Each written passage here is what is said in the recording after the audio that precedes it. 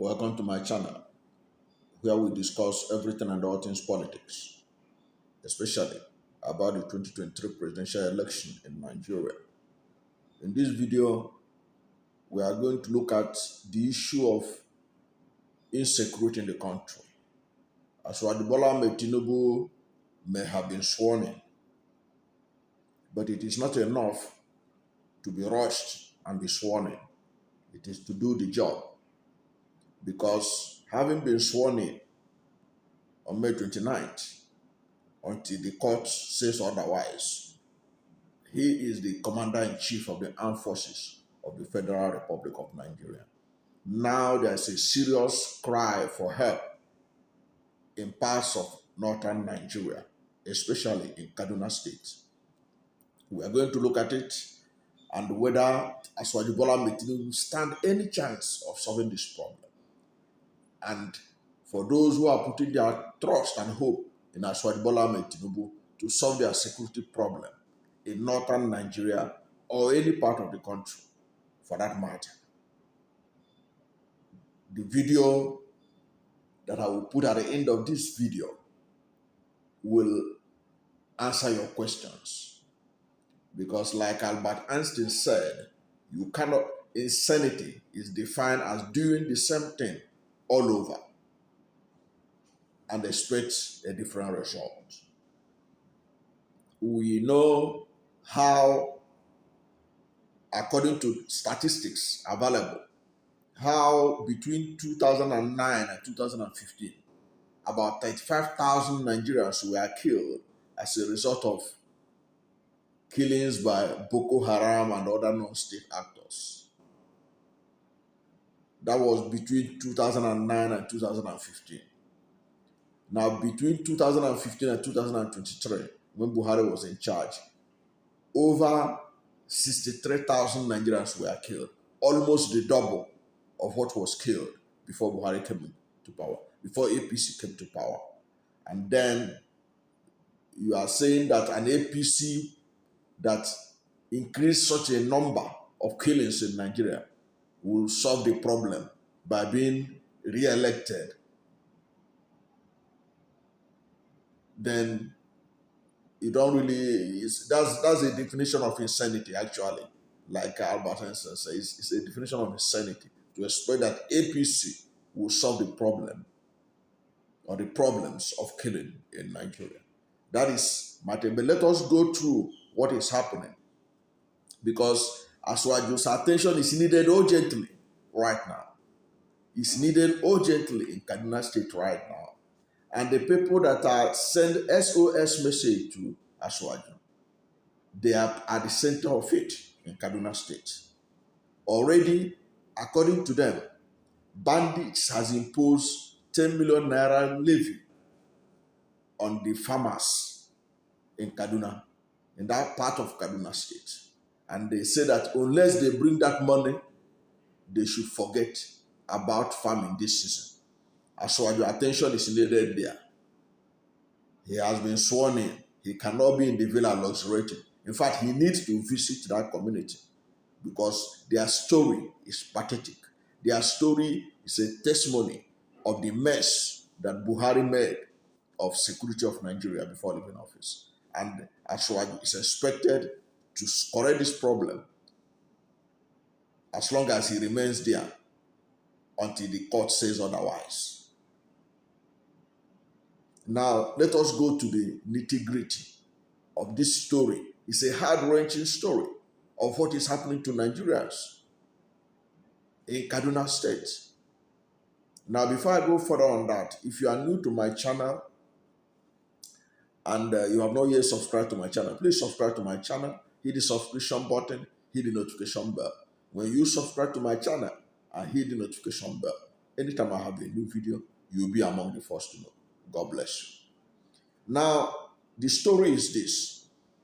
Bandits have imposed a 10 million naira levy on farmers in Biriningwari communities, in Biriningwari local government area of Kaduna State.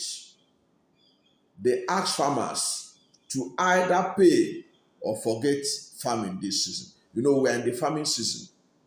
and every farming community are now headed to the farms. The rains are here. The atmosphere is conducive for the planting of various crops and what have you. Now, bandits in this community, bandits have threatened this community, say they must pay 10 million naira for them to be able to farm this season, or they should forget about farming this year. And you know what it means for this community in Birinungwari not to go to farm. You know what hunger will do to them. You know how the level of poverty in the country. You know that Nigeria is the poverty capital of the world. You know that we have inflation of over 22%. So things are dire, things are difficult in Nigeria. You cannot allow these people not to go to farm because of bandits. So Asiwaju had to intervene there. He has chosen to be commander-in-chief of the armed forces. He has to do the job that comes with it until the court says otherwise. Now, the bandits' threat was revealed by the Birinungwari Emirates Progressive Union, BEPU. The chairman of the BEPU, or BEPU, Mr. Ishak Usman Kasai, disclosed this in a statement he issued to congratulate President Asiwaju Bola Ahmed Tinubu, who is also a title holder. They gave him a title of Dakarin Birinungwari, and appealed to him to address the security challenges in the council and by extension Kaduna State. And this is what he said. I'm quoting the person who issued this statement on behalf of the Birinungwari people, Mr. Ishak Usman Kasai. He said, disturbingly, the bandits continue to impose levies on farming communities in the area. Just this week, the bandits imposed 10 million naira levies on 3 farming communities, namely Sabonle, Tasha Keji, and Ruarana, where they gave these communities 3 days, which expires Tuesday, 30th May 2023, to meet up this demand or be attacked. The insecurity situation in our area is a serious cause for concern, where Birinungwari people are being kidnapped and killed by bandits daily. The economy of Birinungwari, which relies majorly on farming, has been seriously crippled. Today, people could no longer access their farmlands due to insecurity. Most basic schools were closed and transportation halted, affecting trading. Farming communities are being sacked by bandits almost every day, and people, mainly women and children, are becoming internally displaced persons on a daily basis. Even today, as I'm writing this congratulatory message, the community is, on the other hand, at grief, because even last Sunday night, Darling Kowa village was attacked and sacked by bandits on motorcycles wielding different kinds of rifles.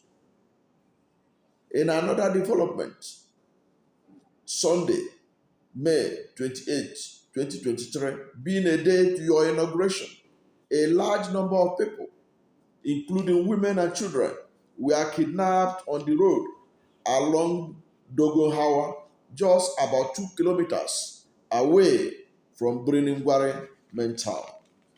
These have become the order of the day.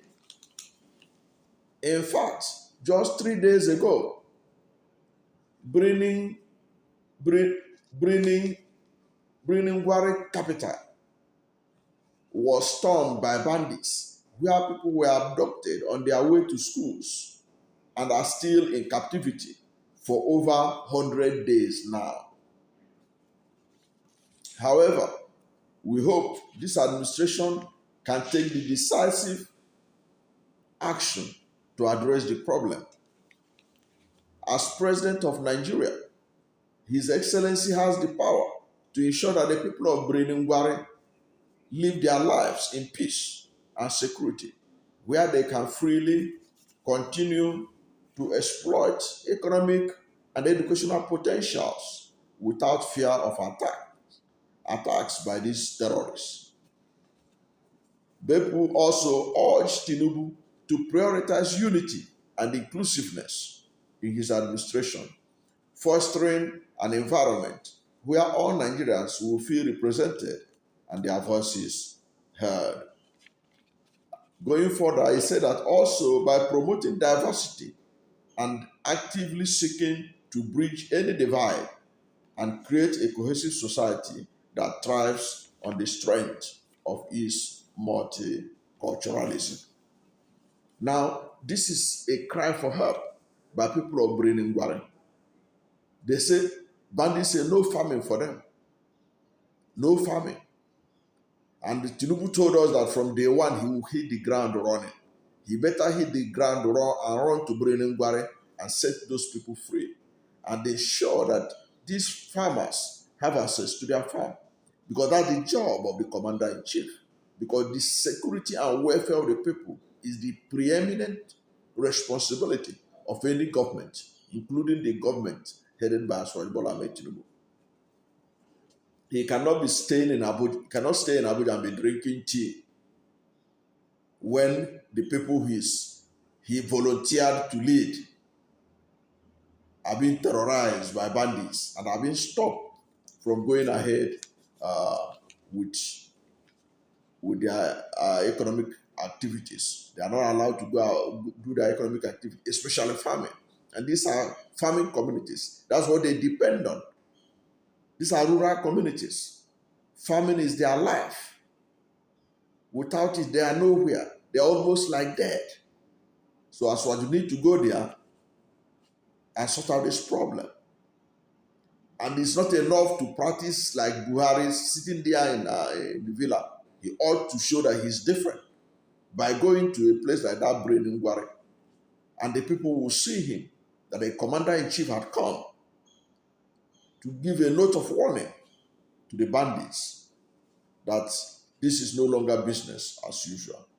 But that would be expecting too much as far as I'm concerned, because as I said, Albert Einstein said that insanity, the definition of insanity is doing the same thing all over, all the time, and expect a different result.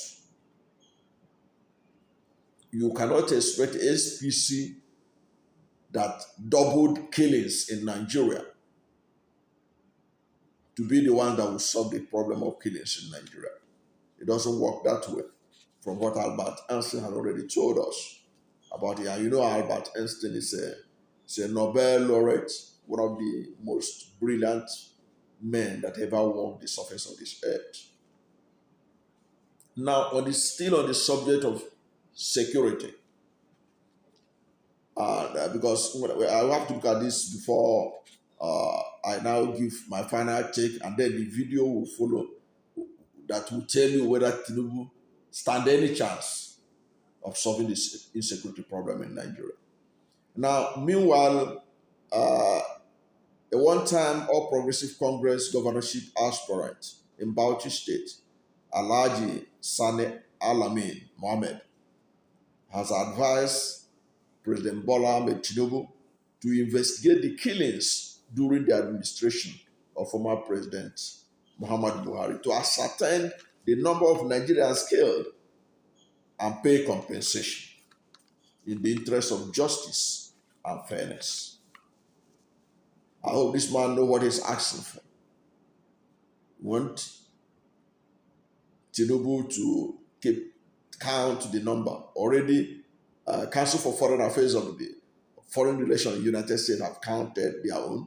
They say over 63,000 Nigerians were killed under Buhari. So maybe Tinubu should count and then pay compensation to the families of those that were killed. Now, continuing, this man said, he said, shedding a blood of innocent Nigerians. He says, shedding of blood of innocent Nigerians is a major crime against humanity that need to be probed and investigated. It need to be stopped and investigated. Of course, like I keep saying, if you believe that Tinubu will solve the problem of insecurity in Nigeria, which Buhari could not solve, it means you have not understood the import of what Albert Einstein said, that the definition of insanity is doing the same thing all over, on, and expect a different result. That is what it means. That is what the definition of insanity is. And if you are in doubt, following this video now is a video that contains information that will tell you whether you stand any chance of getting help in Southern Kaduna, in Gwari, or anywhere else in terms of insecurity by listening to Na'ajatu Mohammed. Na'ajatu Mohammed had sat one-on-one with Asiwaju Bola Ahmed Tinubu before the election. And what she observed and what Tinubu said will shock you. For those of you who think that Tinubu can solve the insecurity problem in Nigeria. Okay? And that is why many are praying that the courts should do the needful and restore the original votes that Nigerians voted for. Okay?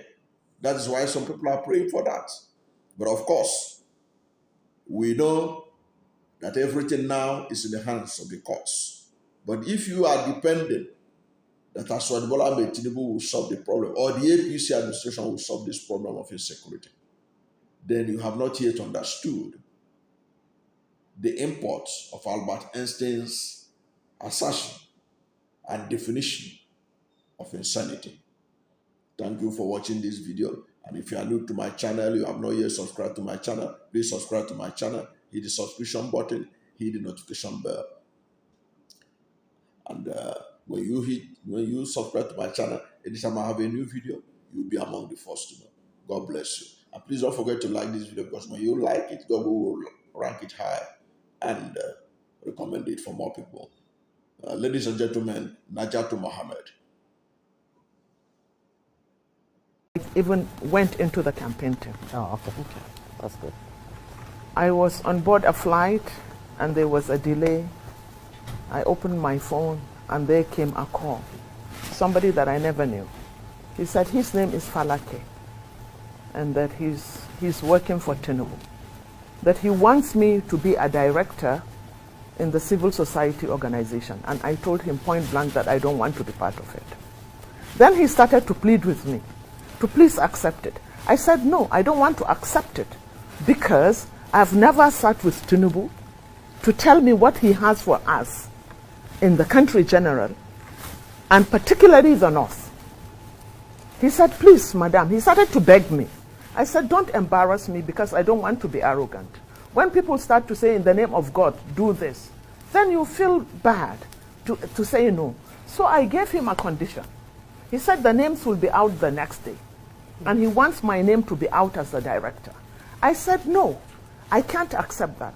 Then after all the plea, I said, okay, let me meet you halfway. If I sit with Asiwaju and I'm not comfortable with what he says he has for the North, then I have a right to opt out. And Falake said, yes, it's okay.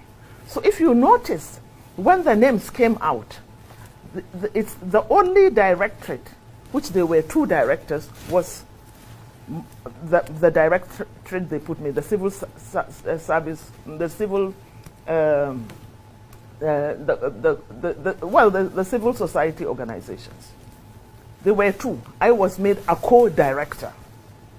That night, I got around 11 p.m., I started to get phone calls.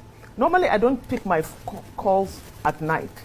But then I saw a message saying that Asiwaju wants to talk to you around 11 p.m. So I gave them a reply. I'm waiting. Immediately they saw my text, they called me back. And Asiwaju called me. He says, Hajia, I said, sir. He said, I respect your stance on not accepting the appointment. I said, yes, sir. Because I can't be a zombie. I just can't follow you because you said I should follow you. Let me know what you have for us up north.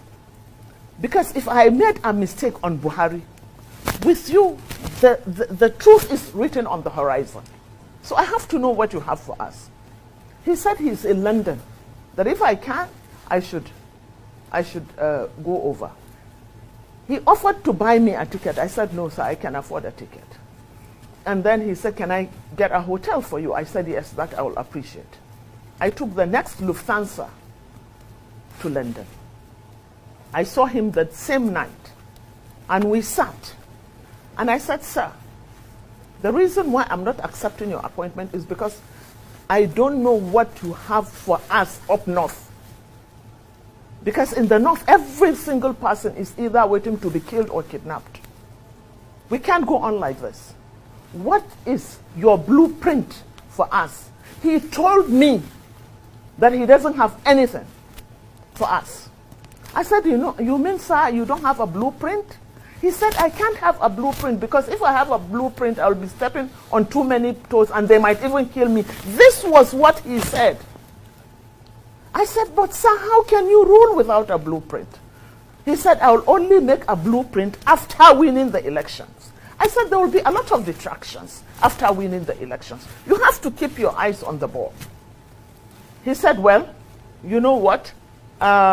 If you have anything you want me to put in my manifesto, then please bring it.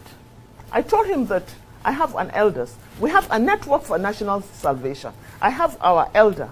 I'll go meet him in Paris. He will deliver me. But there is no winning with the devil. In this case, Asiwaju is the devil. There is no winning. Because you cannot relate to a person that has lost it upstairs. If he is physically unfit and he is mentally okay, we can manage. At least you know you can hold him accountable. But in this case, you know that those hangers-on are only pushing him, knowing that he cannot do it, and they will be the beneficiaries. They will be, he's just there like an idol. And you just, they will be, his wife will be doing the ruling. She will rule over the country. And the other hangers-on, they even hate Asiwaju, as far as I'm concerned. Because you cannot push somebody that is ill mentally into a position of leadership. What sort of people are we?